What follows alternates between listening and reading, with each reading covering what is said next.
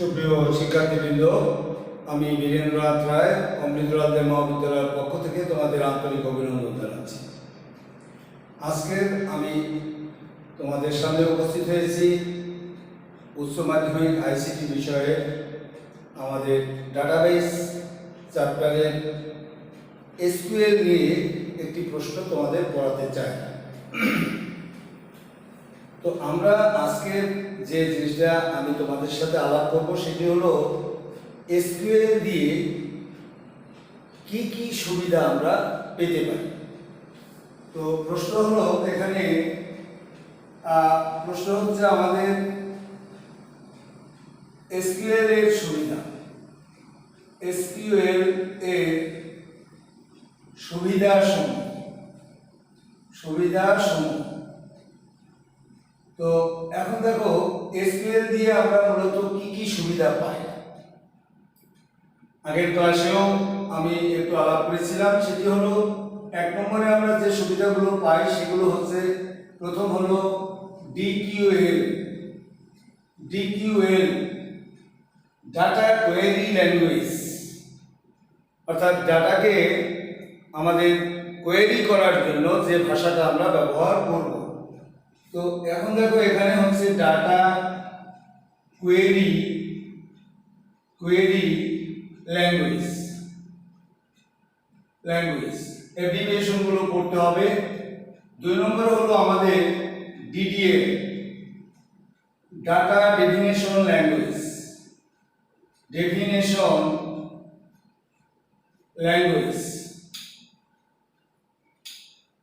3 নম্বরে হলো আমাদের DML data manipulation language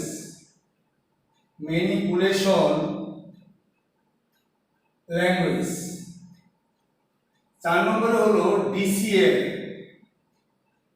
data control language. এবারে হলো 5 নম্বরে হলো টিসিএস ট্রানজ্যাকশন কন্ট্রোল স্টেটমেন্ট। আর 6 নম্বর হলো এসসিএস সেশন কন্ট্রোল স্টেটমেন্ট। এই যে আমরা এসকিউএল দিয়ে এই যে ভাষাগুলো সম্পর্কে লিখলাম, এই ভাষাগুলো যে আমাদেরকে যে সুবিধাগুলো দিবে সেই সুবিধাগুলোই হচ্ছে মূলত এসকিউএল এর সুবিধা।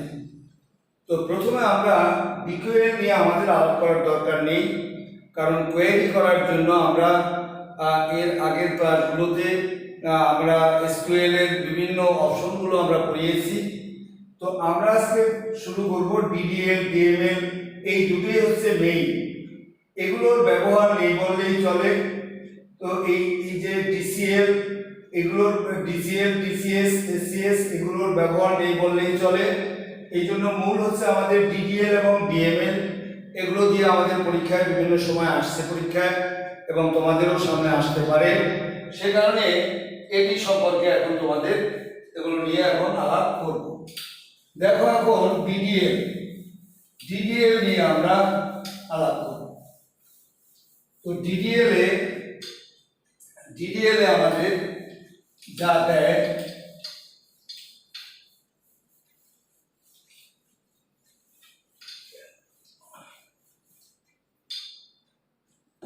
এখন দেখো ডিডিএল এই ডিডিএল হলো ডেটা ডেফিনিশন ল্যাঙ্গুয়েজ, অর্থাৎ আমাদের বর্ণনামূলক কোনো ঘটনা এটা বিশ্লেষণ করার জন্য আমরা ডিডিএল ব্যবহার করে থাকি। এই ডিডিএল ব্যবহার করার জন্য আমরা কতগুলো স্টেটমেন্ট ব্যবহার করে থাকি, যে স্টেটমেন্টগুলো আমাদের পরীক্ষায় আসে। তাহলে ডিডিএল এর স্টেটমেন্টগুলো কি? স্টেটমেন্টগুলো হচ্ছে 1 নম্বরে ক্রিয়েট,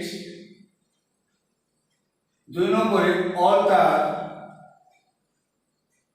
3 নম্বর হলো ড্রপ,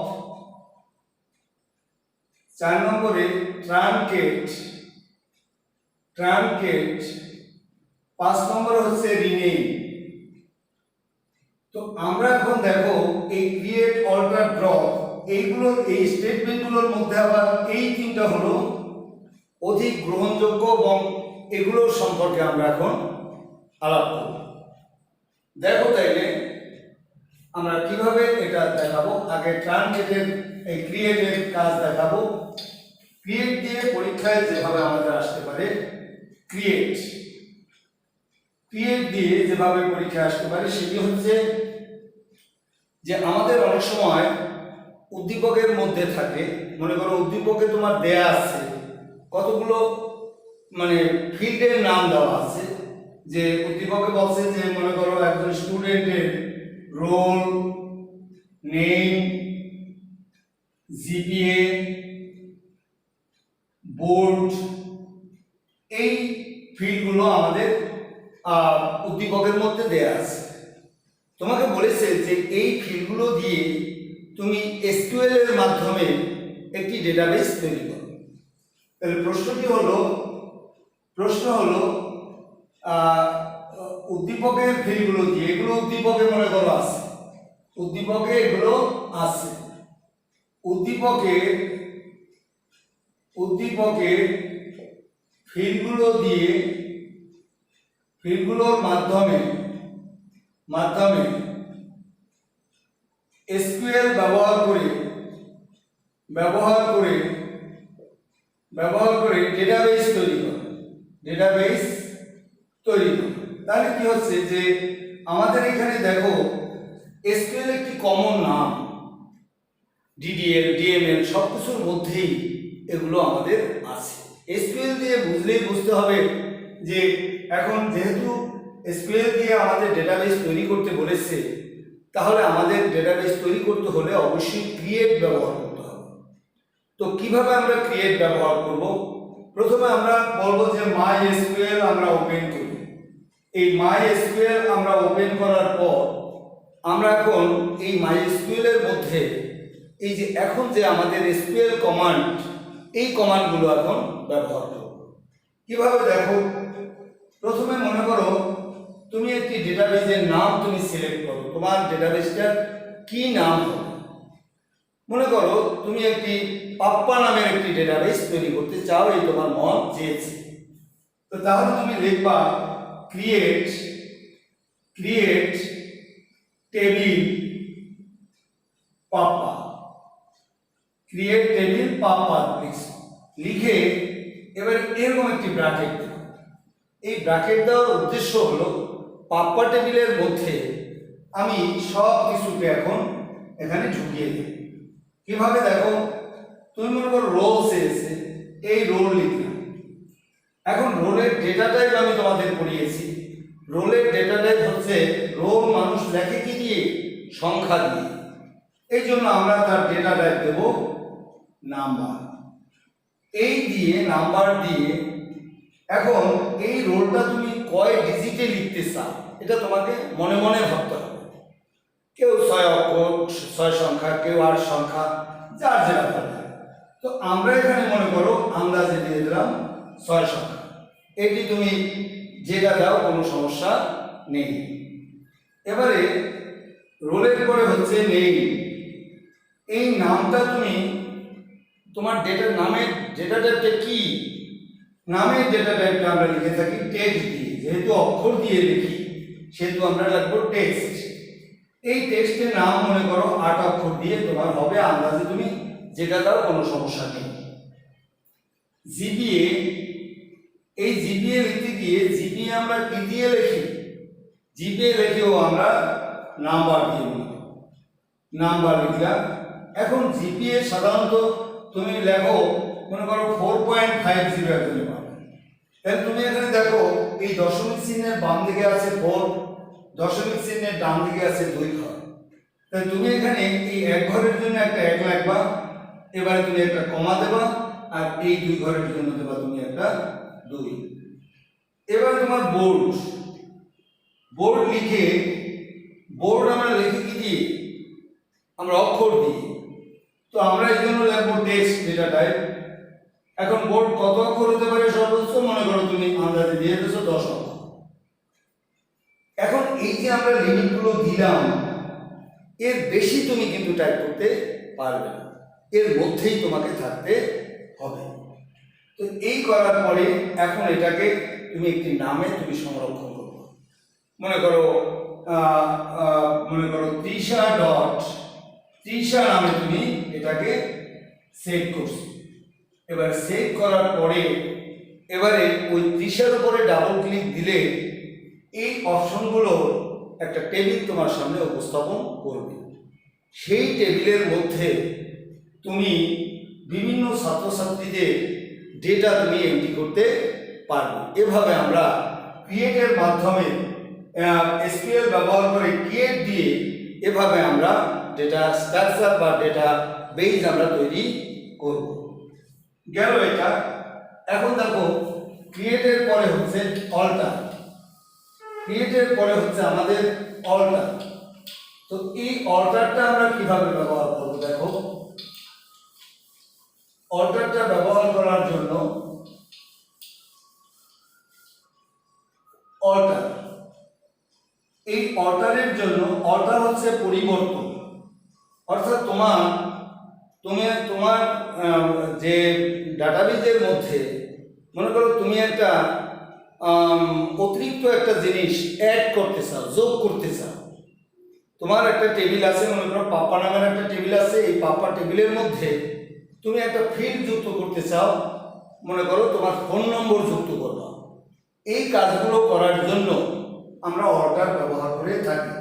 তো সেক্ষেত্রে আমাদের যে কমেন্ট লিখতে হয় সেটি হলো অল্টার টেবিল।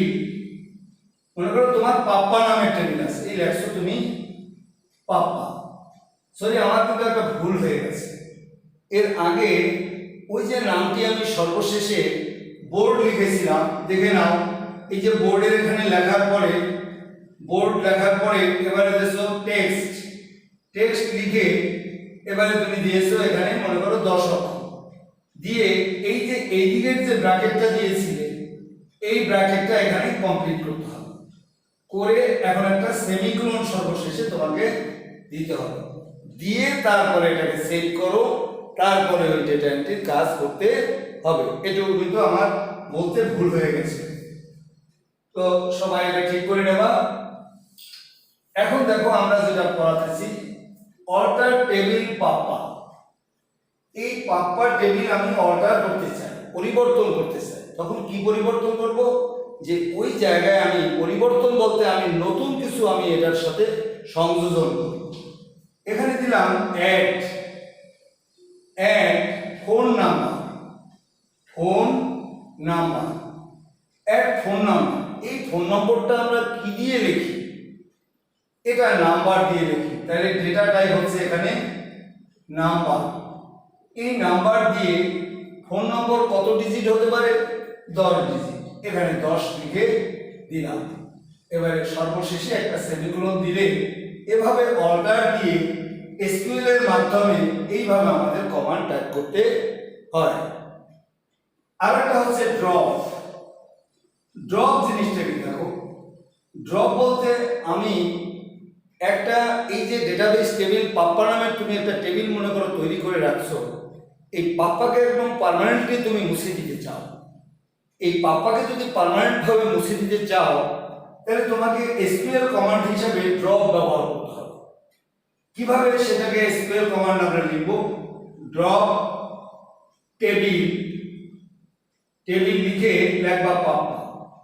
ড্রপ টেবিল পাপ্পা দিয়ে একটা সেমিকোলন দিয়ে এন্টার করলে পরে আমাদের পাপ্পা নামের টেবিলটি একদম পার্মানেন্ট ভাবে কম্পিউটার থেকে আমাদের মুছে যাবে। এই কাজটি করার জন্য আমরা এগুলো ব্যবহার করে থাকি। এটা ভালো করে এটা পড়বা। এখন দেখো আমরা পড়াবো ডিএমএল। ডিএমএলটা সম্পর্কে পড়াবো। এই ডিএমএল হলো data manipulation language. Data manipulation language, manipulation language. তো এই আবার ডিএমএলটা ম্যানিপুলেট করার জন্য আমরা এই ল্যাঙ্গুয়েজটা ব্যবহার করে থাকি। এখন এই ডিএমএল এর আবার কতগুলো স্টেটমেন্ট ব্যবহৃত হয়। এর স্টেটমেন্টগুলো হচ্ছে দেখো কি, প্রথমে হলো 1 নম্বরে ইনসার্ট,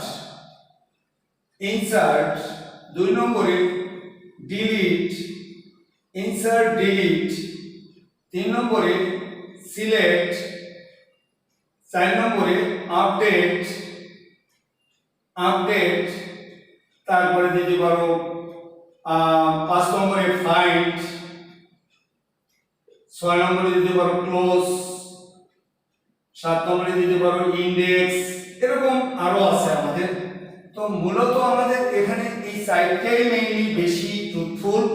এই সাইটটা সম্পর্কে আমাদের প্রায় পরীক্ষায় দেয় যে ডিএমএল এর স্টেটমেন্ট, এই স্টেটমেন্টের সাথে আবার ডিডিএল এর স্টেটমেন্ট মিলিয়ে বহুপদী প্রশ্ন করতে পারে তোমাকে যে ডিএমএল এর স্টেটমেন্ট হতে পারে, তখন এখান থেকে দুটো দিল, ডিডিএল দিয়ে একটা দিয়ে দিল, যে কোনো, তাহলে এই দুইটা আমাদের ওকে, এই দুটো আমাদের সঠিক।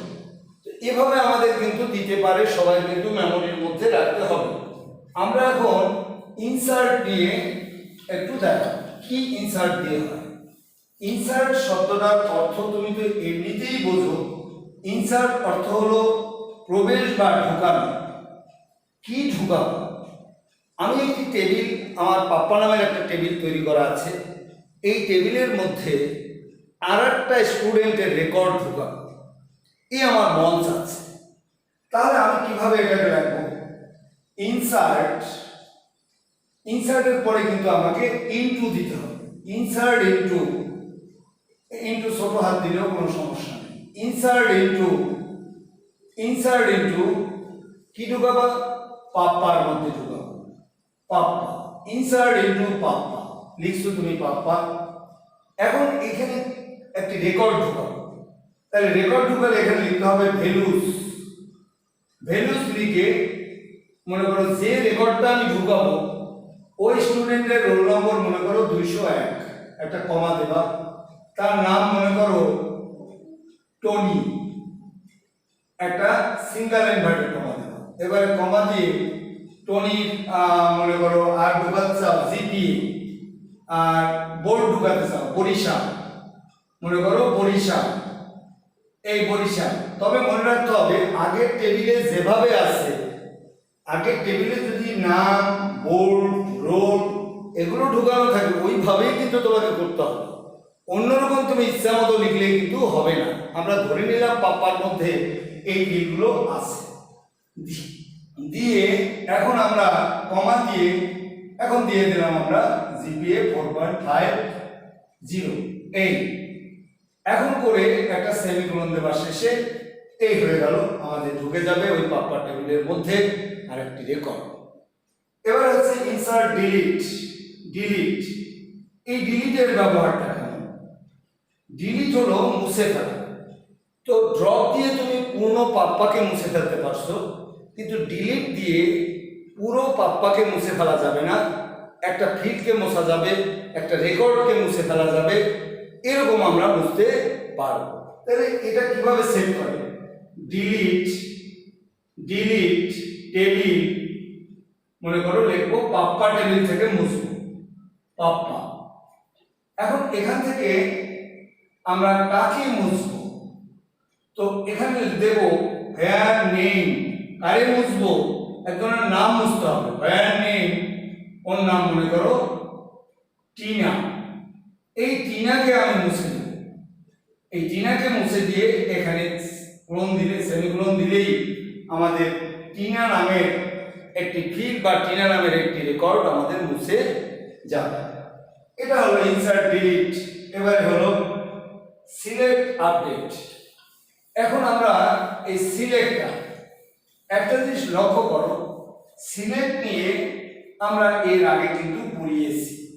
এই সিলেক্ট আমাদের পড়ার প্রয়োজন নেই। সিলেক্ট কিভাবে প্রয়োগ করে আগের ক্লাসগুলোতে আমরা আলাপ করেছি, এখানে আর নতুন করে দেখাবো না। সিলেক্টের পরে আপডেটটা দেখো, এটা দেখানো হয়নি। আপডেটটা কি? আপডেটটা হচ্ছে যে আমি বেতন পাই মনে করো 30,000 টাকা, কিন্তু আমাকে গভর্নমেন্ট আমার বেতনের সাথে আরও 15,000 টাকা সে অ্যাড করবে, তাহলে 30 আর 15 কত, 45,000 টাকা। তাই আমরা এটা কিভাবে নেব? আপডেট টেবিল পাপ্পা, আমার টেবিলটা হলো পাপ্পা টেবিল। এখন এখানে আমার স্যালারি ছিল 30,000, এখন আমার সেট স্যালারি, এই যে এখন দেখো সেট স্যালারি, এই সেট স্যালারি লিখে এখন লিখবো আমি 45,000 টাকা। এই যে 0.00 দিলাম, 45,000 টাকা। এখন কার সেটা বাড়লো? এই টাকাটা কার বাড়ছে? বীরেন স্যারের বাড়ছে। তাহলে হোয়ার নেম এখানে সামনে ই দিয়ে এখানে লিখে দেবো আমরা বীরেন, এই লিখে একটা সেমিকোলন দিয়ে দেবো, তাহলে আমাদের আপডেট হয়ে যাবে। তাহলে আমরা ইনসার্ট, ডিলিট, সিলেক্ট, আপডেট এই চারটেই মেইনলি অধিকাংশ বইতে এগুলো দেওয়া আছে, খুব কম সংখ্যক বইতে অন্যগুলো দেওয়া আছে। সে কারণে আমরা বোর্ড পরীক্ষার জন্য আমাদের এগুলো খুব বেশি প্রয়োজন। সবাই সুন্দর করে দেখবো বলে আমি মনে করি। সকলকে অনেক ধন্যবাদ। সবাই সুস্থ থাকো, ভালো থাকো। আমার ভিডিও ভালো লাগলে লাইক এবং সাবস্ক্রাইব করবা। তোমাদের অনেক অনেক ধন্যবাদ।